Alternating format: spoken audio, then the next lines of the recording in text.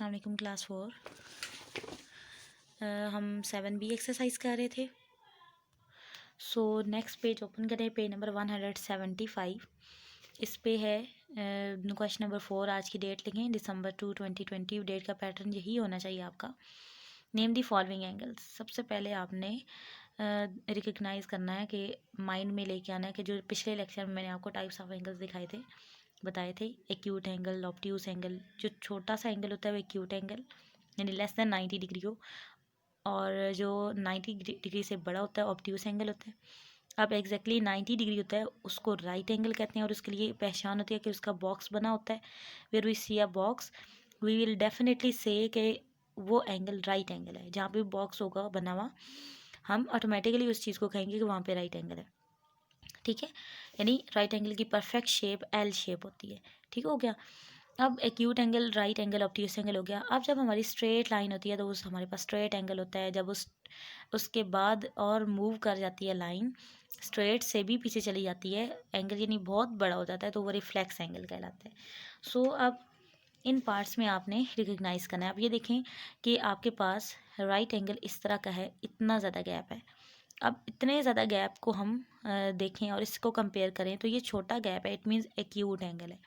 Acute angle, ACUT, acute angle.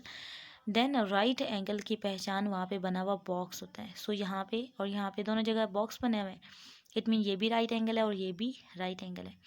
D part में आपको straight line नज़र आ रही है, इट मीन यहाँ पे एंगल भी स्ट्रेट एंगल है। ठीक है, स्ट्रेट एंगल आपके पास 180 डिग्रीज का होता है। रिफ्लेक्स एंगल, जिसमें एंगल बहुत बड़ा होता है। अब देखें ये जो हमें राउंड शेप नज़र आ रही है, ये एंगल डिनोट कर रहा है ना। ये देखें हर एक के अंदर ये जो आपको लाइन नज़र आ रही है, ये एंगल डिनोट कर रही है। तो यहाँ पे जो लाइन है ये बहुत बड़ी है, ये जो आर्क बनी हुई है, सर्कल शेप बहुत ज़्यादा आई हुई है, इट मीन ये रिफ्लेक्स एंगल है। अब आप ये कहेंगे कि ये भी तो बिल्कुल छोटा सा एंगल था, ये भी छोटा सा है, लेकिन आपने पहचान किधर से करनी है कि इसके अंदर एंगल बताया जा रहा है वो छोटा है, जबकि इसके बाहर वाला एंगल बताया जा रहा है जबकि वो बहुत बड़ा है। तो ये एक्यूट एंगल है और ये रिफ्लेक्स एंगल है। सिमिलरली यहाँ पे हमने देखा तो ये इस नोटेशन में बना हुआ है, इसका भी बाहर जो एंगल दिखाया जा रहा है बहुत बड़ा है, इट मीन ये भी रिफ्लेक्स एंगल है। अब ये आपके पास सेम इसी तरह का एंगल है, अंदर साइड पे छोटा सा एंगल तो एक्यूट एंगल है, और यहाँ पे जो आपके पास राइट एंगल की एल शेप होती है वो यहाँ तक अगर थी तो ये राइट एंगल से बड़ा हो चुका है। लेकिन इसको राइट एंगल से बड़ा जब होगा तो हम उसको ऑब्ट्यूस एंगल कहेंगे, OBTUSE, obtuse angle. Next page पे क्वेश्चन नंबर 11 है, page number 176। Look at the protectors and right on the angles they show. Protectors आपको नज़र आ रहे हैं, आपने जस्ट रिकग्नाइज करना है कि यहाँ पे ये कौन सा एंगल शो कर रहा है। सबसे पहली शेप में जाते हैं, होपफुली आपको क्लियरली नज़र आ रहा है। अब यहाँ पे चेक करें कि ये सर्कल या सेंटर पॉइंट था, एक कॉमन पॉइंट था। ठीक है, यहाँ से ये वाली लाइन 0 को टच कर रही है, इट मीन 0 से काउंटिंग हमने शुरू करनी है। 0, 10, 20, 30, 40, 50, 60, 70, 80 तक जाके ये लाइन यहाँ पे एरो हमें शो हो रहा है 80 तक ख़त्म हुआ है, इट मीन यहाँ पे एंगल जो है वो 80 डिग्रीज है। नेक्स्ट बी डायग्राम में देखें तो ये वाला कॉमन पॉइंट है और ये दो एरोज हमें नज़र आ रहे हैं, इट मीन ये जो बेस लाइन है इस पे जो लाइन टच कर रही है 0 की वो यहाँ पे है। 180 को तो टच करिए, लेकिन हम 0 से काउंटिंग शुरू करनी होती है। सो 0 की काउंटिंग इधर से शुरू करेंगे, ऊपर वाला स्केल देखेंगे, 0, 10, आगे 20 है, लेकिन ये लाइन हमारी 10 और 20 के दरमियान है कहीं। तो अभी देखें कि इसके बाद ये छोटी छोटी लाइन्स भी बहुत ज़्यादा हैं, सो हम उनको काउंट कर लेते हैं।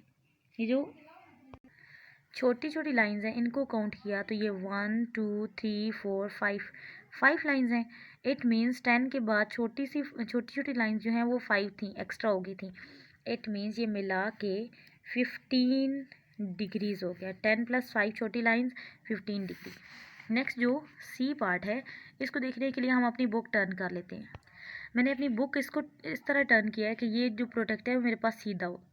अब जब मैंने इसको देखा तो यहाँ पे 0 की लाइन थी, 0, 10, 20, 30, 40 और 50 के दरमियान अगेन ये जो लाइन थी 1, 2, 3, 4, 5, इट मीन ये फिर से 5 लाइन छोटी आ गई हैं, इट मीन ये 40 के बाद 5 लाइन्स ऐड की तो 45 डिग्रीज है। सो यहाँ पे 45 डिग्रीज लिख दिया है। नेक्स्ट ये क्वेश्चन हमने करना है, लेकिन इसको कॉपी पे हमने करना है। टाइटल पेज बना लें, ठीक है। मैं पिक्चर भी आपको सेंड कर देती हूँ।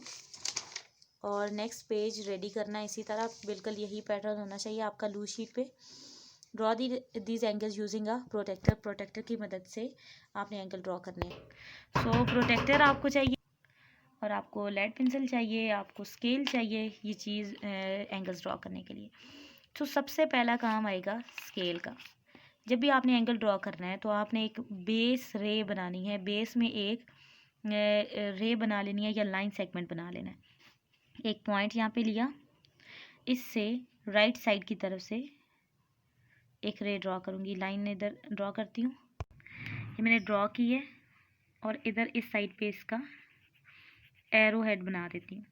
अब क्या करना है हमने कि अपने प्रोटेक्टर को इस पॉइंट पे रखना है, इसको कह देते हैं ए बी, यानी ए पॉइंट पे रखना है। ए पॉइंट पे इस तरह रखना है कि जो ए का पॉइंट था वो मेरे इस प्रोटेक्टर के सेंटर प्लस पॉइंट यहाँ पे कट हो रहा है उस पर आ रहा है, और यहाँ से ये जो ज़ीरो है ये इस लाइन जो मैंने ड्रॉ की हुई ना एरो वाली लाइन, इस पे आना चाहिए था। अब यहाँ से ज़ीरो से काउंटिंग स्टार्ट करते हैं।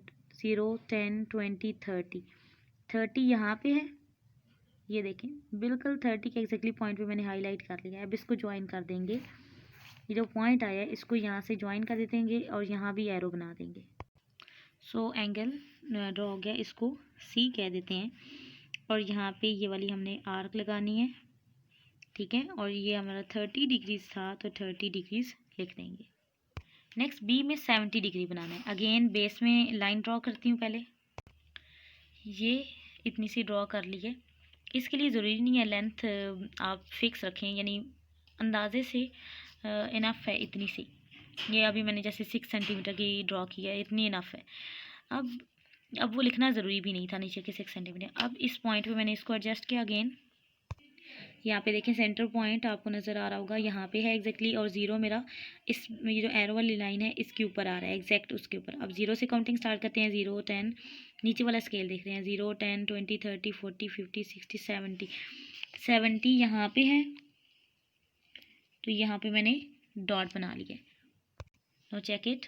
अब इस डॉट को यहाँ से मिला देना है, ये मैंने इसको मिला लिया यहाँ पे, इसको डी कह देंगे, और यहाँ पे भी आर्क ऐसे बना के 70 डिग्रीज लिख देंगे। नेक्स्ट जो एंगल बनाना है वो 90 डिग्रीज़ का है। अगेन बेस में लाइन बनाते हैं, बेस में लाइन बना ली है। अब इसको यहाँ पे मैंने एडजस्ट करना है, एग्जैक्टली इस पॉइंट पे मैंने रखा कि मेरा मैच हो रहा है, ये चेक करें बिल्कुल मैच हो रहा है। अब 90 मेरा यहाँ पे है, तो यहाँ पे मैंने पॉइंट हाईलाइट कर लिया, और इसको अब यहाँ नीचे मिला लेती हूँ। सो 90 डिग्रीज़ का एंगल बन गया है। लेकिन 90 डिग्रीज़ का जब एंगल बन जाता है तो आप यहाँ पे बॉक्स बनाते हैं, यहाँ पे लिखना नहीं होता कि ये 90 डिग्रीज़ है, और इसको एक्स वाई जी कह देते हैं। अपनी मर्ज़ी से नेमिंग कर सकते हैं, मैं अपनी मर्ज़ी से दे रही हूँ, आपका जो चॉइस है आप उस तरह का दे सकते हैं, कोई इशू नहीं है इसमें। नेक्स्ट लास्ट में आपका 180 डिग्रीज़ है, तो 180 डिग्रीज़ का बनाने के लिए आपको एक स्ट्रेट लाइन बनानी है। 180 डिग्रीज़ बनाने के लिए एक स्ट्रेट लाइन बनाई है, और इसके सेंटर में एक पॉइंट हाईलाइट कर लेते हैं। अब यहाँ पे रख के चेक करें, पूरी लाइन मेरी यहाँ पे मैच होनी चाहिए। ये देखें अभी मेरी मैच हो गई है। अब ये जो आपको माइनर स्केल यहाँ पे नज़र आ रहा है, ये देखें इधर 0 10 20 पूरा 180 तो यही यहाँ से शुरू होकर पूरा इधर आ रहा है। इट मीन्स इन 90 डिग्रीज़ का एंगल बनाने के लिए आप लोग यहाँ पे पूरी ये वाली इस तरह बना देंगे और लिख देंगे कि ये 180 डिग्रीज़ है, और इसको L M N और हमेशा कैपिटल लेटर यूज़ करना है। अब ये भी मैंने अपनी चॉइस से इधर लिखे हैं, आपकी जो मर्ज़ी है वो उस तरह की नेमिंग कर सकते हैं L M N, लेकिन ये सेंटर पॉइंट लाजमी होना चाहिए, और एंडिंग और स्टार्टिंग पॉइंट, और ये आपका 180 डिग्रीज़ का एंगल बन गया। अच्छे से इनको सारे एंगल्स को ड्रॉ करें, और प्रैक्टिस भी डिफरेंट एंगल्स के साथ कर सकते हैं। आपकी बुक पे यहाँ पे डिफरेंट एंगल्स आए हैं, इनके साथ आप प्रैक्टिस भी कर सकते हैं।